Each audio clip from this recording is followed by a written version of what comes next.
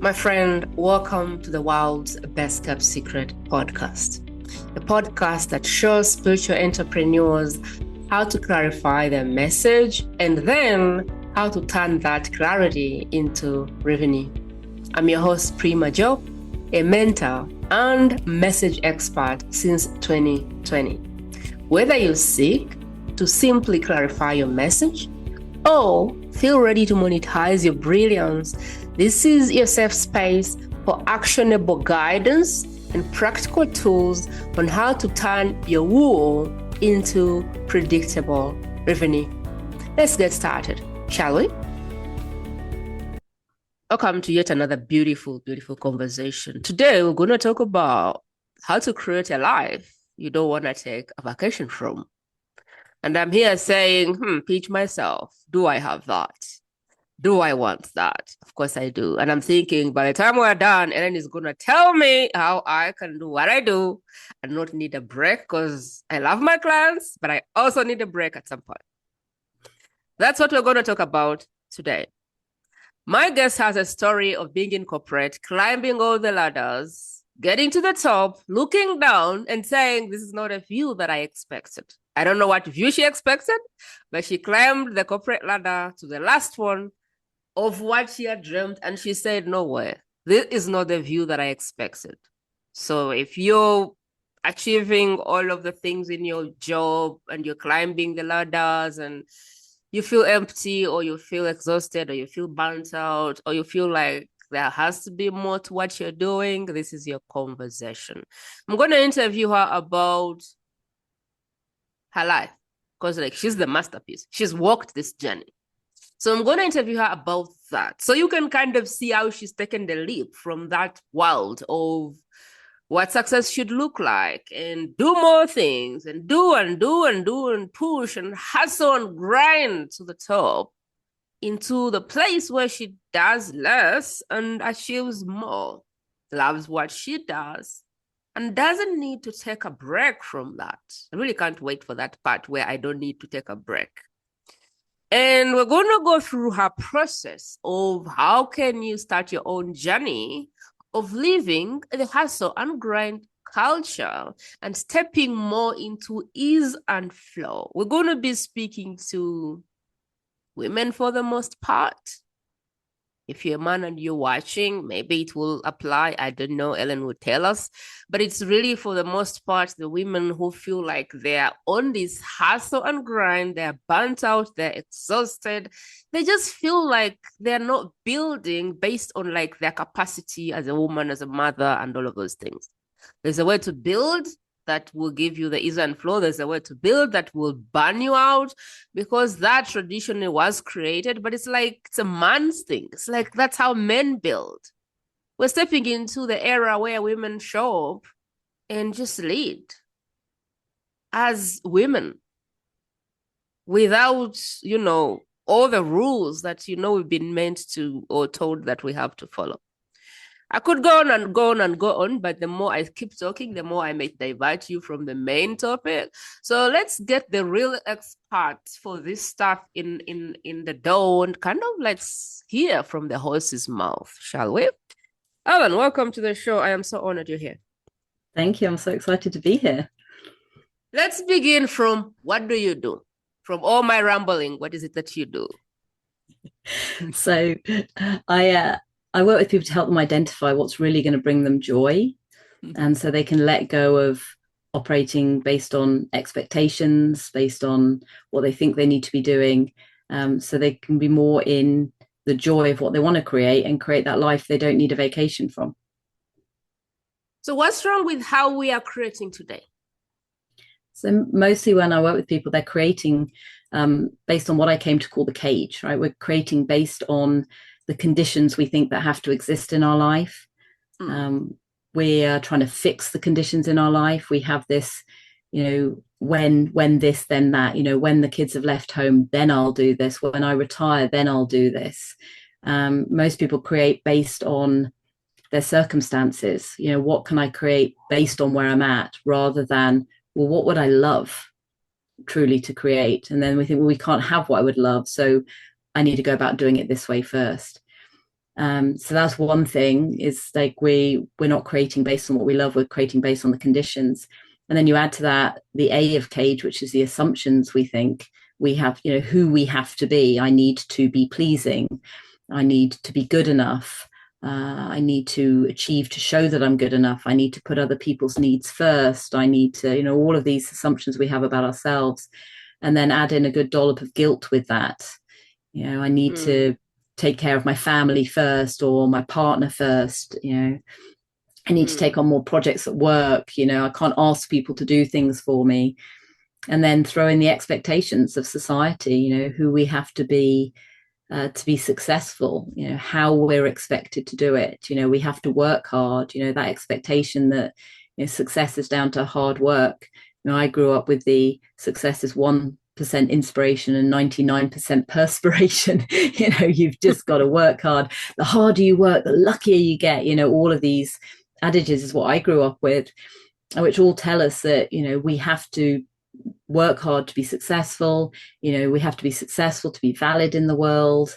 And so we kind of fall into this space where we're creating the life that we think is expected of us to create. And then one day we wake up having created that life, and then look around and go, well, hang on a second, it's not bringing me the joy I thought it would. It's not bringing me the fulfillment. I had one of my clients say, which is quite a common thing to say for me to hear, actually, which is, I have everything I wanted, but I'm still not happy. Why am I not happy? And then be like, well, where do I go from here? I thought I knew what I wanted. I've created it. And now I have the career, I have the success in my career, I maybe even have the family, I have the children, the partner, I have the toys, I have the cars, I have the fancy holidays. And a lot of that is just the things that we put into our cage to make it acceptable for us. We have our cage and our limitations, and then we go, well, this isn't great, so let me put a fancy house in there and some cars and some nice holidays and make it feel nice. But there's that tap tap tap that gets louder and louder as we get older, that's like, is there more than this? Is this really what I want? Where am I in all of this? Where's my joy? Where's my meaning? And mm. different things can touch people at different times, different ages, to relook at their lives and go, is this what I want? Mm. I want to go in your story in a minute, but before that, when you were speaking, I was thinking, this is nice to hear when I have my own business, but when I'm in a job and I have a boss and I have a job description, how exactly do I create a life I want in that situation, Ellen?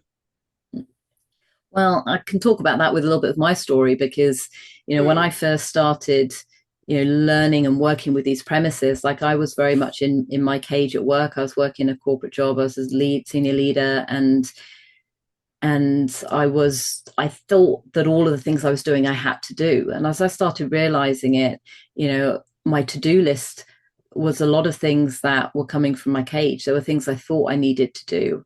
I was over delivering on things, because I was like, well, what if that is not enough? I was going above and beyond. I was saying yes to things I could say no to. I was getting involved with things I really didn't need to be in. And one day I was sat on a call with America at like 7 p.m. in the evening, mm, UK time. And that call was going to stretch on for another few hours. And I realized I don't actually need to be here. It's mm, my ego, my cage, as I came to call it, that's telling me, like, oh, you better be there. What if you're not there? You won't be seen as valued. You need to be showing up. You need to be seen. You need to. And I sat there and went, but, am I actually adding any value on this call? Is it actually serving me in creating what I want to create at my work and at my life? Or am I just here to prove myself? Am I here to protect myself? And I realize that in each moment, we're either trying to prove or protect ourselves, or we're serving the vision of what we're looking to create. And that's true in our work life as it's true in, our home life. And I realized in that moment, I was just there to prove myself. It wasn't serving my end results at work. It wasn't serving the end results of my life. And so I just asked myself, what would I really love to do instead? And it was, go home and paint. I'm not a great artist, but I do love that feeling of paint on my hands and, glue and things. And I went home and I spent the next few hours like with paper and glue and paint and just having a whale of a time. And I started to do that more and more. I started to realize all of the things I was doing at work that actually I didn't need to do. I was doing them to prove and protect myself rather than to serve what I wanted to create. And so I started having this exactly the same, if not better, success at work. I built better relationships, I had better results on projects, and yet I wasn't putting the same hours in. I had a lot more time to do the things that brought me joy. And so I realized that, stepping out and coming from this, more intuitive space, more spirit-led space, was actually as successful. And yet I had a lot more time. And that's really what shifted for me, which is, part of the start of my story, because people started seeing the difference and asking me, like, what are you doing? Like, you used to be burnt out and workaholic and never stop working. And now, like, everything's going really well for you. And yet you're not working the same. Like, what are you doing? And I started sharing what I was doing with people and these insights and the shifts I was having. And that's what led me eventually to leaving corporate and starting my own business, working with people to do it for themselves. Wow. Let's see if I really pick what you said. So you said there is this place of do, go, go, proof, more. Do more things. Maybe, do more and do more and do more and do more, and then you'll be worthy. Finally, you'll be worthy. Finally, you'll be accepted. Finally, you will be proved. I don't know, you'll prove yourself useful. Finally, there is something, an identity, a rank, something that comes up. But you also said, I stepped into my intuition and I started doing things that I loved, things that I got joy from, things that gave me meaning, things that gave me the other stuff that we don't think about. So if I was in the go, do type of scenario right now, and I was thinking, wait, what? Intuition led? What? Creating from joy, creating from a place I love, from flow, no burnout, no. Okay. How do I do that? If I was this VP or CEO that was making all the money, having all the success, but like really, when I look down, I'm like, this is really not the view that I wanted. I have the toys, I have the cars, I have the wife, I have the kids, I have whatever the thing that I wanted to have, but something just doesn't feel right. I don't feel like I've arrived. I don't feel like this is quite the game I wanted to play. I was playing this game, I had this thing in mind, but now that I am at the top, I don't know that this is it. It doesn't feel quite like it. Walk me through, how can I shift that or move around that or change that? Assuming it's not too late. It's never too late. It's never too late. The first thing I start with people is really like becoming more aware. I call it unlocking the cage. Yeah, becoming aware of like how we've got into the place that we're in, acknowledging that we are powerful creators of our own life and that we have created this life for ourselves and therefore we can create anything we want. And this recognition that a lot of the thoughts and feelings we have about what we need to do come actually from our underlying stories, the things that we bought into as children, the meaning we placed on messages and experiences we had as children, because we essentially created the cage for ourselves. And that understanding can help us shift things. The realization that actually, I think I need to do this, but just because I think it doesn't make it true. We have a society where we're all asking people like, what do you think about that? How do you feel about that? And the question really needs to be a different question, which is, is it true? Because our thoughts and feelings, they feel real to us, but they're not objective reality. They come from our beliefs, our assumptions, our definitions about things in life. And there are conscious, but there's a lot of unconscious. And Carl Jung said, until you make the unconscious conscious, it directs your life and you call it fate. So I tend to work with people who are ready to acknowledge, okay, I've created this. I've had a bunch of stories, a bunch of thoughts, and I've created this life for myself, that actually there is a different way. And so it's kind of stripping that away, coming back home to the truth of yourself and what you love, and starting to give that more time and energy, and noticing the thoughts and feelings that come in. So a lot of people, when I start working, they'll go, but I don't know what I love. We've spent so much time like building our life from our cage, and building a very beautiful cage, that we feel we've lost sight of what we love. And it's kind of just taking that time to recognize that, to own that, and to come back into ourselves, which we can do in a lot of different ways. Sometimes it's meditation, sometimes it's just remember looking at what brings you joy in your life, and just coming back to that place, and giving it some space and some energy, and recognizing the thoughts and feelings that come in. One of the definitions of intuition I love is, intuition is the first thing that your mind apprehends before your rational mind kicks it away. And so noticing that, kind of like, I've always had one of my clients wanted to open an art gallery, and it was just a tiny little thing, right? This whisper of the heart, I think Steven Spielberg calls it, this tiny little thing. I'd love one day to have an art gallery, but in his mind it was like, but I can't do that until I've retired, until I have enough money, until I've left my corporate job. And so what I help people do is go, well, no, just put that and let go of those assumptions, let go of the conditions, let go of those expectations and any guilt that's around that, and just be in the energy of what you'd love to create, and choose that for yourself, and then notice what's obvious. And within 6 months, he'd actually opened an art gallery. So it's being open to how things are going to happen is not the way that you think they're going to happen. And there's a lot of magic out there, and letting go of, it has to be now. I had a client who, she's like, I'd really love to take my family and my dad on a cruise to Alaska in like 5 years. And it's interesting because a lot of people either say retirement or 5 years. And I think it's because 5 years feels like it's far enough away that I don't need to do anything about it now, but it's close enough that I think one day it's possible. And they're like, in 5 years, she's, I want to do this. And I said, well, forget the timeline, just choose that you want to do that one day. And a couple of weeks later, she was sat with a colleague at work, and he said, oh yeah, my wife, she organizes cruises to Alaska. And 6 weeks later, she was on this cruise to Alaska with her dad and their family. And it was even more poignant because he passed away a year later. And so she waited the 5 years. She'd never have got to do that because she had in her head, I can't do that until I've done these other things. And we're like, well, just forget all of that and just choose instead what is really going to bring you joy. And miraculous things start to happen. I call it magic because there's no other way to think about it really, but magic happens, and people go, oh, you're so lucky. And you're like, no, I had this energy and I chose it, and things fell into place for me.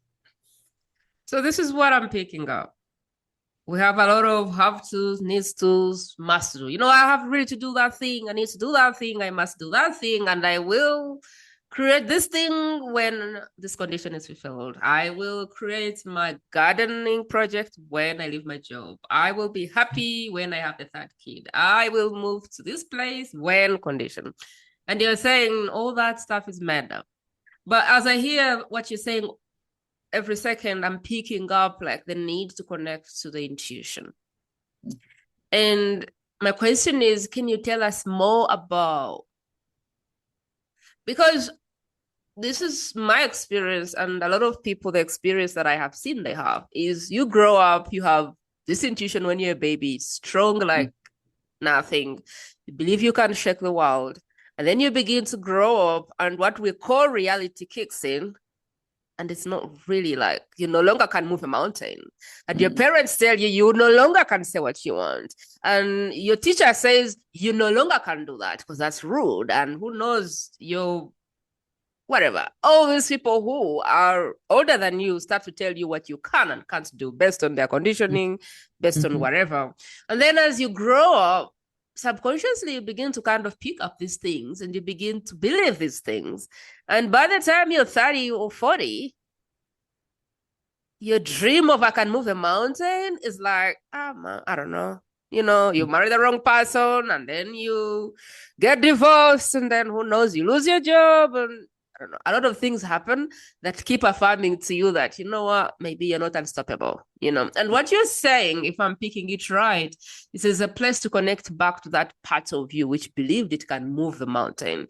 Because in as much as we want to believe what you're saying, it's like it's not goodwill. It's like we have something else that is driving the show.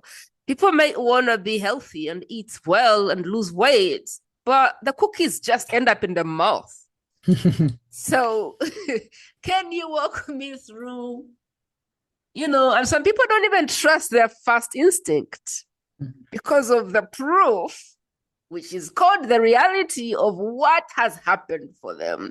So, can you help me understand what we need to do to go back to that instinct, and maybe what we need to do to help goodwill? Because it's not like we don't want to leave the job. We actually want, but we can't. Like, it's like we're stuck. So can you help me understand what is available when the goodwill that I have is not working? I want to be a better mom, but I scream at my kids. It's like subconscious. It's like autopilot. It's like default. It's like we are living on some kind of program that is just default. So one, how do I maybe work with that? How do I help that thing? Then two, how do I get back to trusting my instincts and just going with the first thought that comes to mind, because that thought is often in disagreement with my reality? So there's a few things to actually kind of pass apart there. One is that we will never trust intuition until we have the experience. Because what we do is, you know, we look, like you said, we look at the reality, but if we can at least accept, or be prepared to accept, to flirt with, if you like, the idea that we've created that reality. So all of the time we are looking for evidence that supports our viewpoint of life. So if we believe that we are incapable of something, we will keep proving to ourselves that we're incapable of something. So if we can at least flirt with the idea that just because that evidence is there doesn't mean that that has to be our future reality, that maybe we could step apart from that for a second, is one thing. And the other thing is, if we set up a condition, I need to trust my intuition before I follow it, then we spend our life trying to trust our intuition. What happens is, if you follow it, you will learn to trust your intuition. You know, so there is a leap of faith that's involved, because otherwise that's another condition. You know, I was talking about the conditions of cage. When I trust my intuition, I'll follow it. And so the energy is going into the wrong place. Our focus is in the wrong place. The way that we can step out of the cage, if you like, is to acknowledge it, you know, to spot it and to honor it, to not make it wrong. It's there to keep us safe, right? So I work with people on a framework that I call SHIFT, which stands for spot it and honor it, you know, is the S and the H. And the spotting it and the honor it, you know, stands for shush. So it's like you're shushing the cage, you're turning down that volume of thoughts and feelings by acknowledging them as a story rather than reality, you know. Because in the example of shouting at your kids, you take a moment to spot, hey, I've got this charge, I'm in this emotional state, what I want to do is scream at my kids. When you can take a pause then and go, what am I making this mean about me? Because when we have an emotional reaction like that, it's because we're taking it personally in some way. And what we're doing is we're reacting to the thing that we're taking personally. We're reacting to the story. And when we can go, hey, what is the story that I'm running here? And it might be deep down, you know, people start at the conscious going, the kids are misbehaving. But when you look down underneath, it'll be, you know, the kids are misbehaving because I'm not a good mother. And so what we're reacting to is the fear that we're not a good mother. And we're being defensive because of the fear that we're not a good mother. And that's why we shout, you know. So it's not what we think is going on, it's not what's going on. So it comes back to Carl Jung, making that unconscious conscious. You can look at it and go, okay, I have a story that I'm not a good mother, which is why I want to respond in this way. But if I go, actually, that story, just because I have that story doesn't make it true. And I can take that story and I can put it back on my bookshelf Mm. And rather than opening that story and reading it and getting into the emotion of not being a good mother, I can just take that story, I can close it, I can put it on the shelf. I go, just because I think it doesn't make it true. So I can, the I, as we step into the space of innocence through imagination, where we're letting go of our thoughts and feelings. And then we can focus on what we really love. So we can take a moment to focus and go, okay, well, what I really love, I'd love an amazing relationship with my children. Mm-hmm. And then you go, well, what's my insight from that space, from that energy? And the T is we take that insight, and it might be, well, let me sit down with my kids and go, like, what's going on here? You're not putting your shoes on. Like, oh, you're worried about going to school today? Oh, well, let's talk about that, rather. So we're responding to the situation from our higher self, from our spirit-led self, rather than from the lower vibration of our fears and our doubts about ourselves as a mother. Yeah. Mm. And I call it ABC. The A stands for awareness, just being aware of our thoughts and feelings. We can become aware of our body. We can aware of the tension, the charge that's coming up for us. And then the B stands for just take a moment to breathe, to become present, to come back into ourselves. Because when we're in that het up state, we're very much in our heads. We're projecting out, to kind of bring that in, come back into ourselves. And then the C stands for just connecting with what you love. And in the energy, the emotion of what you would truly love, go, okay, what's true for me here? What's obvious for me here? And continue to do that over and over and over again.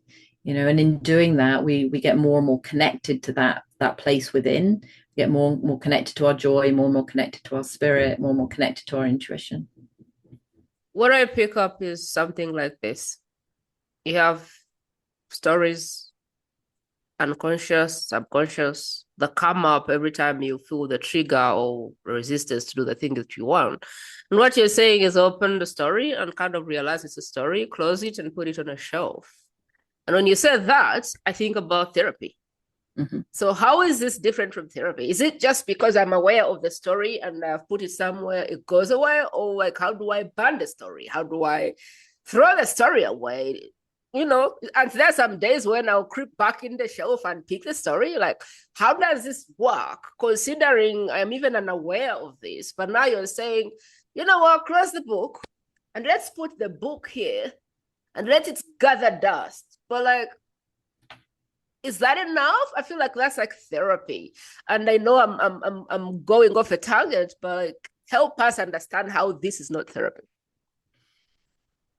So I think there are some aspects which might be aligned, and it depends on the type of therapy, right? Mm-hmm. So it depends whether you feel that in order to move on, you really need to open the book and read it and understand it and do stuff with it, or whether you could just go, yeah, that's my old story, I'm putting it back on the shelf and I'm continuing onwards. There's a lot in the self-development of like, we need to fix ourselves, we need to heal, we need to what's the word? Shift our beliefs, I need to believe I can do this. And the challenge with that, sometimes that sets up conditions. Oh, I can have what I love when I've got rid of my procrastination and when I aren't resistant anymore, and when I when I don't believe the story anymore. And the truth is, we don't have to believe, we just have to act as if we believe. When we put the story on the shelf and we go, okay, what would I really love and what's my next step with that, we can follow through on that next step. And you know what? That book is going to fall off the shelf again, and it's going to fall off the shelf again, and it's going to fall off the shelf again. And it's just a case of, putting it back on the shelf. There are times when, therapy and talking about things, healing things, looking at things can really serve us to understand and reframe that story. So when it falls off the shelf, instead of seeing it as a biography, we see it as a fairy tale. Yeah. And therapy can be supportive of that. There's exercises I do with people that can be supportive of that. There's body work you can do that can be supportive of that. We just don't want to set it up as a condition that is necessary in order to move forwards. There are times when I've worked with myself or I've worked with clients, and the next step to move forward might be, do some healing on this, do some Reiki, do acupuncture, do shamanic healing, do cognitive behavioral therapy, do IFS, do this type of therapy, do myofascial release. There are so many different things we can do that can help us like ameliorate the energy of that story. The danger is when we think we have to do something before we can move forward. And a lot of the self-development modalities are people who something worked for them, and then they're like, everybody has to do this, and until you've done this, you can't move forward. And one of the things I've always loved with the intuition is to go, there's no right way of doing anything. For some people, you can just go, oh yeah, that old story, stick it on the shelf and keep going. And you can do that 20 times a day and that's fine. Some people intuitively, they get, I want to look at this in a certain way. And certainly for me, for some, trauma incidents I've had in my life, when I looked at it intuitively, I got to do shamanic healing. I've got to do therapy. I've got to do different things. And this is why I say it's about the type of therapy and what works for each individual. I think what doesn't work well, in my experience, is any type of work where you pull the book down from the shelf and you read it and you get in it, and it's almost like you're expanding the energy and the power in that story because you've repeated it so many times as if it's true.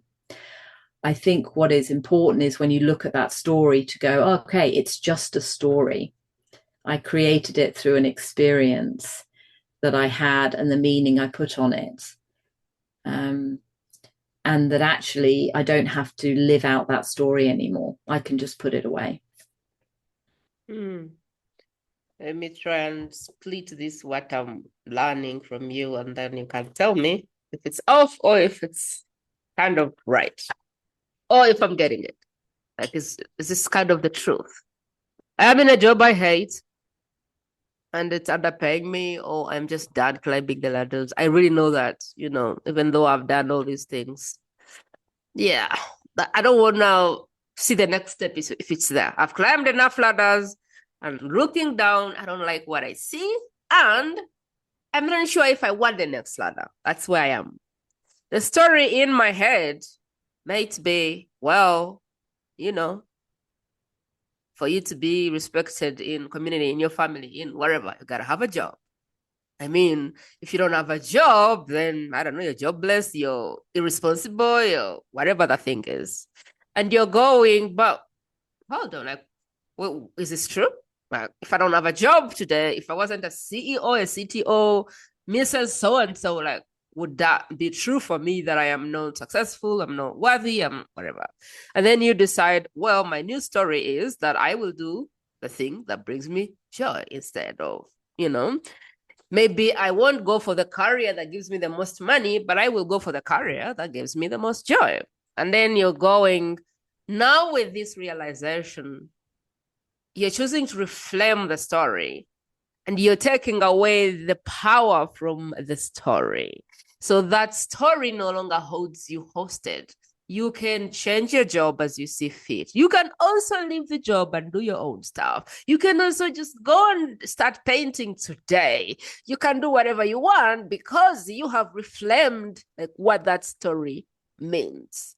And I want you to kind of tell me if this is what it is. Because having a different story about why you do what you do, creating a different story, a new meaning, will allow you to take a different action, which then will give you the result that you ultimately want, but unconsciously self-sabotage from because of the story behind it.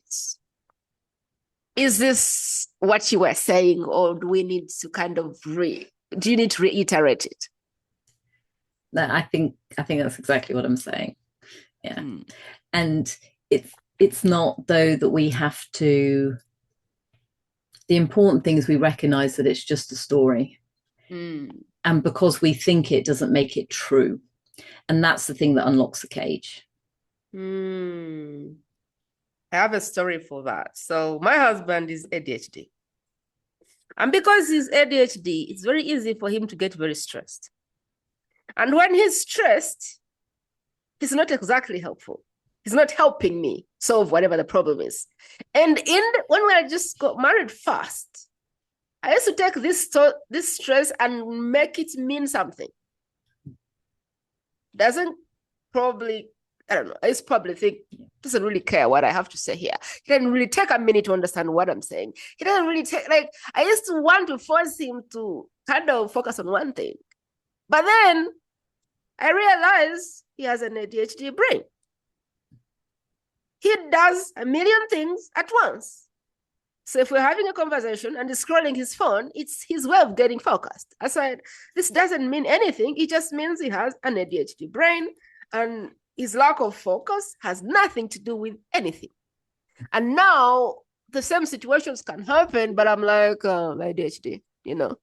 And now it's liberating. Now I don't have to care that he's scrolling his phone because it doesn't mean anything. He's just trying to focus, if anything. Yes. So exactly. I think it's kind of the same thing. When you have the awareness of the subconscious program or story, then you can choose that this story is no longer true for you. Yeah. And I think you raise a really important point there about the meaning, because that's what we do as humans. Humans are meaning-making machines, right? We feel like we are safe when we are orientated and we know. So we have this huge need to know. And a lot of stepping intuition and being more spirit-led is letting go of the need to know. Because, you know, to use your example, you know, you're looking at the behavior of your husband going, what does this mean? Well, it must mean something about me. That's the taking it personally bit. And because we have fears about ourselves, you know, we might look at it and go, you know, he's doing that because I'm not enough. Because we deep down have a fear that we're not enough. And so we're not looking at it going, oh, that's curious. He's distracted. We go, there's a meaning behind that. And the meaning is I'm not enough, because that's my deepest fear about myself. And now I'm reacting to, you need to focus, because that would prove to me that you care, and that would prove to me that I'm enough. Whereas when we can look at that and go, okay, what am I making his behavior mean about me? Like this reaction I'm having, what am I making it mean about me? Okay, so now I have the understanding it's a story, and I understand it's ADHD, and that's great, because that helps us go, oh, it's nothing, it's not me. And that again takes the charge away. And we can also do that without having the paradigm shift about the other person, by just going, what am I making, like the kids I was saying, what is their behavior? What does it mean about me? What am I making it mean about me? I'm making it mean that I'm a bad parent. I'm making it mean, what does that mean? Oh, because I'm not good enough, you know, or I'm not worthy, or I don't belong, or I'm powerless, or I'm not capable, you know, all of the deep-seated beliefs that we have. And, you know, for me, my most deep-seated belief is I'm not good enough. And so that's the answer to any question, any situation out in the world. Why did somebody do that? Well, because you're not good enough. Why didn't he call you back after that date? Because you're not good enough. So what do you need to do? You need to be good enough. Well, what does that mean? You have to work hard. You have to be successful. You have to talk about how impressive you are. Well, since when has it worked on a date to talk about how impressive you are? So you go on another date and you talk about even more about how impressive you are, because that's what you have to do to be good enough. And they don't call you back, and you go, why didn't they call me back? Because I'm not good enough. I must need to talk even more about how impressive I am, right? And that's the cycle we get into. So we end up, our fears, our doubts about ourselves end up driving our behavior that creates the very thing that we were afraid of. And this is how we prove those beliefs, those stories to ourselves over and over and over. And when we can break that cycle by going, I'm just taking that person's behavior, I'm making it mean something about me.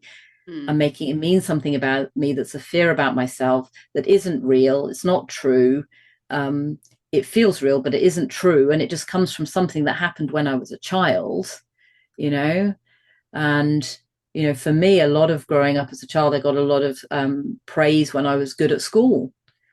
And so as a child, you go, oh, maybe my parents wouldn't love me if I wasn't doing well at school, which is not true at all, you know.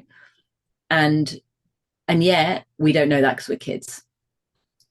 And so we put all of these stories together, and then we put meaning on it. And so that question, you know, what am I making this mean, can be a very powerful question, because then we can look at it and go, what else could it mean? It could mean that his ADHD is going. It could mean that the kids have just had a lot of sugar this morning. It could mean this. It could mean that. It could mean, and maybe none of those things are true either, because the truth is we never really know. You know, we've got something like 400 billion bits of information coming at us in every second, and we filter those to 2,000 bits of information through our reticular activating system. You know, it's why when you buy a new car, you suddenly see it everywhere because you've reset your reticular activating system. But we can reset our reticular activating system based on our cage, based on what we think is going to keep us safe. So all we see is things that support the story.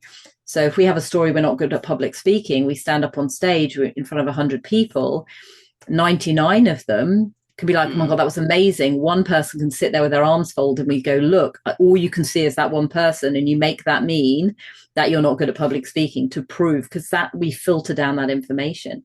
And the truth is, we never know what's really going on because we're filtering, 400 billion bits of information to 2,000. And when you think about, we're missing 399 plus billion bits of information, we never know what's going on.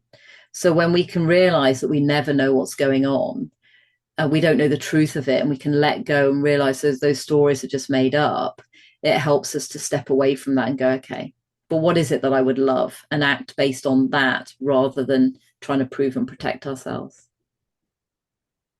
Whew, that was a lot. That's like you can live in a cage all your life and not even know it. You can know, like you can be in a little cage and you can run around till one day you're in the grave. Or you can free yourself. Is there anything about the work you do that if we didn't touch today, this conversation would be incomplete? Yeah, I feel like we've given people some good stuff. So. I would say to remember that there's nothing about you that needs fixing. Like you have everything within you already to create a life of joy and meaning. And there's a lot of messages out there about how we need to fix ourselves before we can. And the truth is, you have your spirit needs no self-development. You have everything you need within you. You can become your own guru. And so remember that every part of you is valid in the world. There's nothing about you that needs fixing. That was really some good advice there. If you've created a life that you don't enjoy, if you're at the top of some ladder and you're going, yeah, I don't know if this is the view that I really wanted. If you're in a job that no longer serves you, if you're in a career that is not fulfilling for you, if you find yourself stuck to the hustle grind, you're overwhelmed and you're exhausted and you're just like, is there more to life? Like, is there any part of the day when I can just, disconnect and really feel good about everything that I'm creating? If you have any of those questions, if any of the things we've talked about got you going, wow, that's me, or I wish I could get that resolved, or I wish I could really get those programs, to the front so I can see them. Whatever it is that, spoke with you, I'd like to invite you to kind of tune in and kind of see what was it for you? What did you pick off of that? Is there anyone that you know that needs to hear this message? Feel free to share the link with them and invite them into the conversation. That was us. That was today's conversation. That was Ellen Coomber. That was really the message, how to create the life that you desire. Ellen, what is the best place for the listener to connect with you? Well, they can connect with me on Instagram or Facebook. I think the links will be in the show notes. And if you are in a place of burnout, I have a guide to understand a little bit more about that, which you can get at beatingburnout.today. It's a simple link to remember to just get connected and understand maybe how you're creating that life, what aspects of your cage are creating that life that you're feeling stuck in. Take a minute, follow Ellen, ELLEN. Coomber is COOMBER on socials. And in the show notes, we'll put a guide that she's created about burnout. I think that's a very good one. Grab it and see how you can get started with your own journey of freeing yourself from whatever the jail sentence you find yourself in.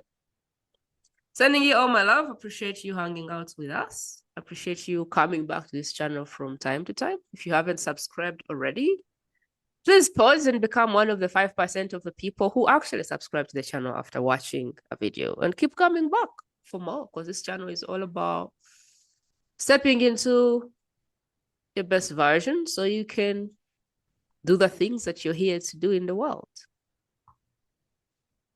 Okay, that's it. Have a great one. Talk to you soon.